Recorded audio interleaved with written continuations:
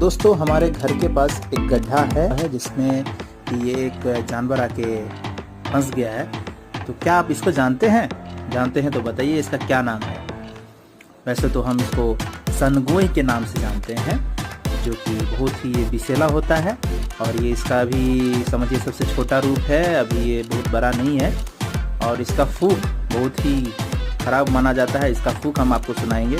और जैसे कि ये फंस गया है तो इसको निकालने का भी कुछ उपाय हम सोच रहे हैं। तो जैसा कि हमने अभी ये तख्त जो है लकड़ी का हम डाल दिए हैं ताकि इसके सहारे से ये बाहर निकल जाए। और देखिए हम इसका फूंक आपको सुनाते हैं। इसको थोड़ा टॉर्चर करके थोड़ा। तो देखा आपने कैसा है इसका फूंक। है छोटा, लेकिन जब ये सांस भर लेता है तो बड़ा हो जाता है। और उसी हम एक